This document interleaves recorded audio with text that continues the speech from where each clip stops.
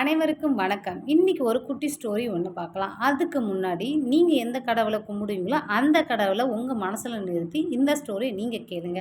வாங்க நம்ம ஸ்டோரிக்குள்ள போகலாம். ஒரு கிராமம் இருந்துச்சு. அந்த கிராமத்துல ஒரு 40 வயசு உள்ள ஒரு மனுஷாள் இருந்தாரு. அந்த மனுஷாள் கடவுள் நம்பிக்கை அவ்ளோ அதிகமா இருக்கும். கடவுள் நம்பிக்கை பயங்கரமா இருக்கும். எந்த ஒரு ஃபங்ஷனா இருந்தாலும் சரி, எங்க போனாலும் சரி, கடவுள் பேரு என்ன பண்ணுவார் உச்சரிப்பாரு. என்ன செஞ்சாலும் உச்சரிச்சுட்டே இருப்பார்.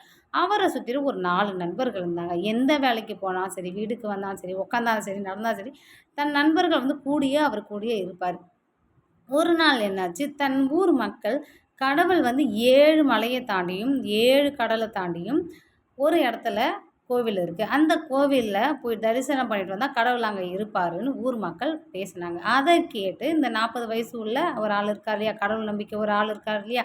அவரும் சரி தன் கடவுள் அங்க இருக்கார். நம்ம என்ன பண்ணணும்? அங்க போயிட்டு நம்ம பார்க்கணும். கடவுள தரிசிக்கணும்னு சொல்லிட்டு, தன் நண்பர்களையும் இவனையும் என்ன பண்ணாரு, கூட்டு போயிறாரு. போகும்போது சாப்பிடறதுக்கு எல்லாத்தையுமே என்ன பண்ணாரு, கையோட எடுத்துட்டு போயிறாரு. போகும்போது 7 மலைய என்ன பண்ணாரு, தாண்டிர்றாரு நண்பர்களோட. அப்புறம் என்ன ஆகுதுன்னா, 7 கடலை என்ன பண்ணும் தாண்டும் இல்லையா? அந்த 7வது கடலை தாண்டும்பொழுது, பெரிய காத்து என்ன ஆகுதுன்னா, அந்த கப்பல்ல பயணிக்கும்போது பெரிய காத்து என்ன பண்ணுது, வேகமா அடிச்சு அந்த கப்பல புரட்டி போட்டுருது.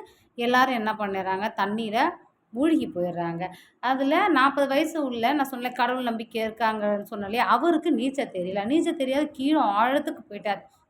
ஆழத்துக்கு போனோனே, அவரு கஷ்டப்பட்டு நீந்தி என்ன பண்ட்டாரு, கொஞ்சம் கொஞ்சமா மேல வந்துட்டார். மேல வந்தவுனே, சரி நம்ம வந்துட்டோமே, நம்மளோட நண்பர்கள்லாம் என்ன ஆச்சு? அவர்லாம் உயிரோட இருக்காங்களான்னு திரும்பி திரும்பி பார்க்கும்போது, அந்த இடத்துல போட்டு மட்டும் இருக்கு. அந்த போட்ட என்ன பண்றாரு, கெட்டியமா புடிச்சுட்டு திரும்பி திரும்பி பார்க்குறாரு.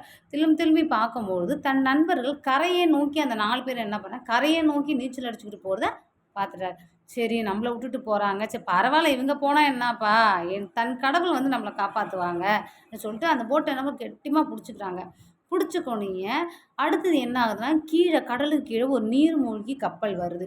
நீர்மூழ்கி கப்பல் பாக்குது. என்னப்பா இது மனுஷனோட காலு மிதே ஏதோ கீழ தண்ணீல அசையுதேன்னு சொல்லிட்டு, ஐயோ! மனுஷன் தான்ப்பா இவனுக்கு எப்படியாச்சும் ஹெல்ப் பண்ணணும். நம்ம போய் கப்பல்ல என்ன பண்ணணும், கப்பல்ல கூட்டு போயிட்டு நீர்மூழ்கி கப்பல்ல கூட்டு போயிட்டு நம்ம என்ன பண்ணலாம், கரையில விட்டரலான்னு சொல்லிட்டு அவர நோக்கி போயிட்டு கேட்குறாங்க. "ஐயா வாங்க ஐயா, நாங்க என்ன பண்றோம், வேலையெல்லாம் முடிச்சுட்டு கரைய நோக்கி உங்கள விட்டுர்றோம்ன்னு" சொல்றாங்க. "இல்ல நான் வரமாட்டேன். என்னோட கடவுள் என்னைய காப்பாத்துவாரு. நீங்க உங்க வேலைய பார்த்துட்டு போங்கன்னு" சொல்லி என்ன பண்றாரு, அவங்கள அனுப்பிச்சு விட்டுர்றாங்க. அதுக்கு அடுத்தது அவங்க வந்த மாரியே ஒரு போட்ல ஒரு 2 பேர் வராங்க. மீன் பிடிக்கிறதுக்காக வராங்க கடல்ல. அங்க பார்த்துட்டு, "ஐயோ! என்னங்க இது எல்லாமே மூழ்கி போய் கிடக்கே! நீங்க இது மாரி எவ்வளோ நேரம் இருப்பீங்க? நீங்க என்னோட கப்பல்ல ஏறிக்கீங்க. நாங்க கரைய கடக்கும்போது உங்கள நாங்க கரையில என்ன பண்ணிர்றோம், விட்டுர்றோம்ன்னு சொல்லியிருக்காங்க. "இல்ல, இல்ல. நீங்க மீன் தானே பிடிக்க போறீங்க. நீங்க போங்க. என் உயிர காப்பாத்த எனக்கு தெரியும். என் கடவுள் என்ன பண்ணுவாரு, காப்பாத்துவாரு.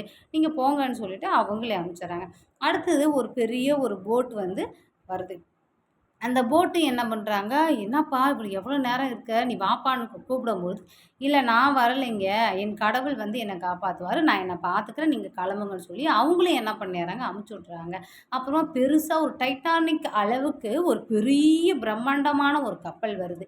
அந்த கப்பல் என்ன ஆச்சுன்னா, அவங்களும் என்ன பண்றாங்க, நெறைய மக்கள் இருக்காங்க. மக்கள் பார்த்துட்டு, "ஐய்யயோ! இவர காப்பாத்தணுமே" சொல்லிட்டு எல்லாருமே என்ன பண்றாங்கன்னா, அவர வாங்க வாங்க என்னென்னமோ கயிற தூக்கி போடுறாங்க, அந்த டியூப் மாரி ஒண்ணு தூக்கி போடுறாங்க.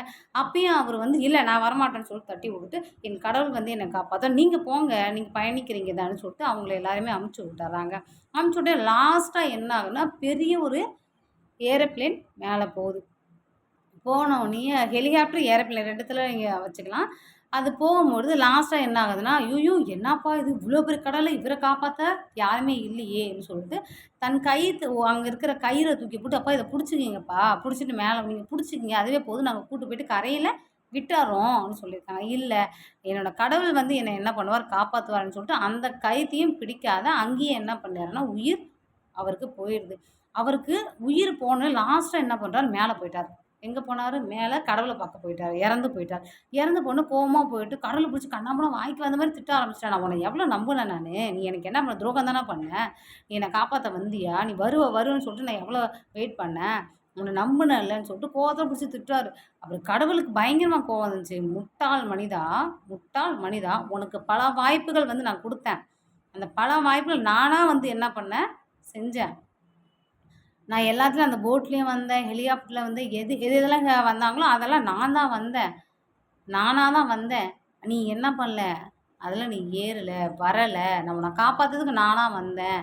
அப்படின்னு சொல்லி பயங்கரமா கடவுள என்ன பண்ண திட்ட ஆரம்பிச்சுடுறாரு. இந்த கதையிலேருந்து நம்ம என்ன புரிஞ்சுக்கன்னா, கடவுள் பல வாய்ப்புகள் நம்மளுக்கு குடுப்பாங்க. நம்மளோட கடவுள் என்ன பண்ணுவாரு, பல வாய்ப்புகள் நமக்கு குடுப்பாங்க. அந்த வாய்ப்புகளை நம்ம பயன்படுத்திக் கொள்ள வேண்டும். அந்த வாய்ப்புகள நம்ம என்ன பண்ணணும், பயன்படுத்திக் கொள்ள வேண்டும். விளையாட்டு போட்டியாக இருந்தாலும் சரி, நீங்க படிப்பாக இருந்தாலும் சரி, உங்க வாழ்க்கையில ஒரு முடிவு எடுக்கிறதா இருந்தாலும் சரி, எதுவுமே வந்து ஸ்ட்ரெயிட்டா நான் தான் கடவுள்ன்ட்டு என்ன பண்ண மாட்டாங்க, யாரும் சொல்ல மாட்டாங்க.